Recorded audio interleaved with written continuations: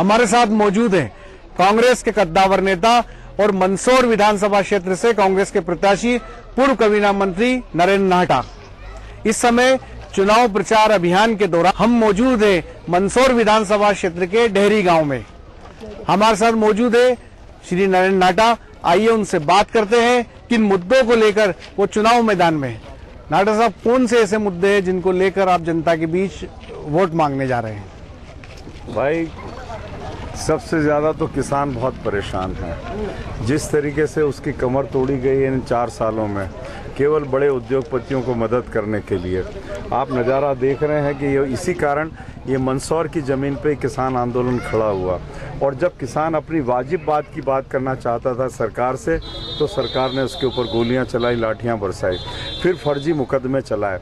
तो सबसे बड़ा मुद्दा तो यह है कि किसान की अर्थव्यवस्था को सरकार जिस तरीके से तोड़ रही है, उससे हमें सबको बचाना है।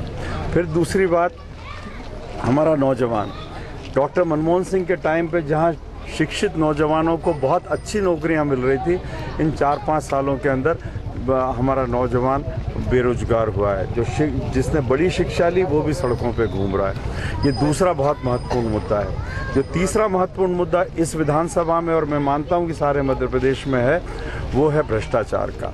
आपने अभी इस मीटिंग में सुना, लोग खुद होकर किस तरीके से किस्से सुना रहे हैं कि डोला चूरी के नाम पे गरीब नौजवानों को तस्कर बना दिया गया। उनका डोला चूरी सरकार को खरीदना था, सरकार ने खरीदा नहीं। गरीब थे, कहीं किसी और को बेच दिया, उनको तस्कर बना के एनडीपीएस एक्ट में बुक कर लिया। यहाँ पर प्रशासन के लोग, पुलिस प्रशासन के लोग जिस तरीके से यहाँ एक्सप्लॉयटेशन कर रहे हैं, शोषण कर रहे हैं, भ्रष्टाचार के किस्से मुझे हर गांव में सुनने को मिलते हैं। और हैरानी इस बात की है कि जनप्रतिनिधि इतने बड़े मुद्दों के ऊपर चुप रहते हैं, तो फिर जनता के मन में कुछ शंकाएं जगती हैं। ये मैं समझता हूँ 3 बड़े मुद्दे हैं जिन पर मध्य प्रदेश की विधानसभा और विशेषकर मंदसौर विधानसभा का चुनाव लड़ा जाएगा। एक बात सोशल मीडिया पे बड़ी तेजी से चल रही है, वक्त है बदलाव का। जी, क्या मानते हैं आप, जब गांव में जा रहे हैं, लोगों से मिल रहे हैं, पब्लिक मीटिंग कर रहे हैं, जनसंपर्क कर रहे हैं, क्या ये बदलाव की आहट आपको सुनाई पड़ती है? मुझे लगता है कि बदलाव तो तय हो चुका है। उसकी औपचारिकता 28 तारीख को होनी है। लोगों ने मन बना लिया है। मैं ठीक कह रहा हूँ? कांग्रेस जनता ने मन बना लिया कि अब बदल देना है इनको। केवल जनता तो 28 तारीख का इंतजार कर रही है। आप मान के चलना कि ये बदलाव आ रहा है और 15-16 दिसंबर तक मध्य प्रदेश में कांग्रेस की सरकार होगी।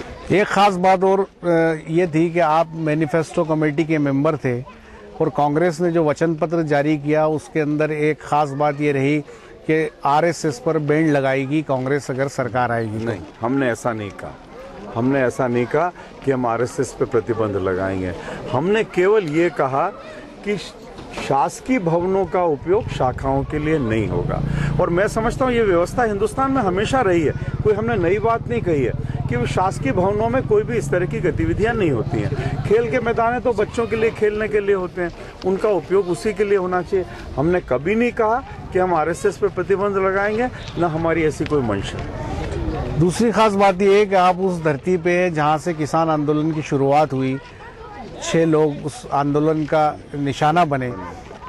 ये जो आंदोलन था, जो जिंसों के भाव कम हुए, कमोडिटी के भाव कम हुए, दूध के भाव कम हुए, तो इस समय जब आप गाँव में जा रहे हैं तो किस प्रकार की चरमराई हुई आर्थिक व्यवस्था आपको दिखाई देती है? किसान क्या कहते हुए मिलता है आपको?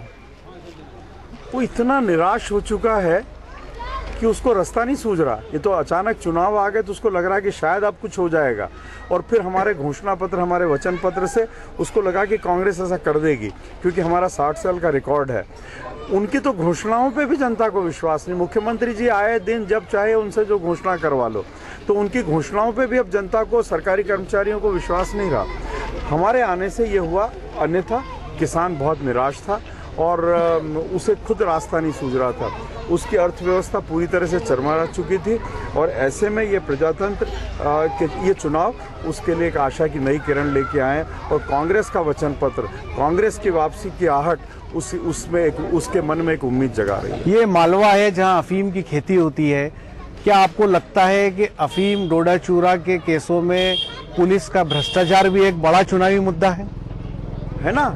ये तो आपसे कह रहा हूँ, मेरे पड़ोस के गांव में गया और आज सुबह ही इस गांव के पड़ोस में, और लोगों ने बताया कि किस तरीके से एक रात में पुलिस वाले आकर कुछ बेकसूर लोगों को फंसाकर उनसे 1-1.5 करोड़ रुपया लेके चले गए, और कहीं उनको कहीं न्याय नहीं मिला। किसी जनप्रतिनिधि ने नहीं कहा कि मैं तुम्हारी लड़ाई को मैं लड़ूंगा। तब उनको लगता है कि अब इस प्रजातंत्र में जब चौकीदार ही इस तरह के काम करने लग जाएगा तब क्या होगा। अब ये डेहरी गांव में हम खड़े हैं, आप पूछिए, उसी का विस्तार यहाँ हुआ, यहाँ भी इस तरह की घटना हुई। तो ये बिल्कुल सही जो आप कह रहे हैं, सरकार की जवाबदारी थी, नैतिक जवाबदारी की वो डोडा चूरी खरीद थी। मुख्यमंत्री जी की घोषणा थी, मुख्यमंत्री जी ने डोडा चूरी खरीदा नहीं। और जब गरीब किसान के किसी नौजवान बेटे ने अगर उसी डोडा चूरी को किसी व्यापारी को देने की कोशिश की कि उसको 2 पैसे मिल जाएंगे, तो उसको जेल में बंद कर दिया गया और वो तस्कर बन गया। ये जो अव्यवस्था है, इसको लेकर किसान में बड़ा आक्रोश है। पूर्व कबीना मंत्री और मंदसौर से कांग्रेस के प्रत्याशी नरेंद्र नाहटा, जिनका साफ तौर पे कहना है कि चौकीदार ही चोर हो गए, और इस समय जब वे गांव में जा रहे हैं तो उन्हें मध्य प्रदेश में कांग्रेस सरकार की आहट साफ सुनाई देती है। मेरे सहयोगी श्याम गुजर के साथ डेहरी से मुस्तफा हुसैन।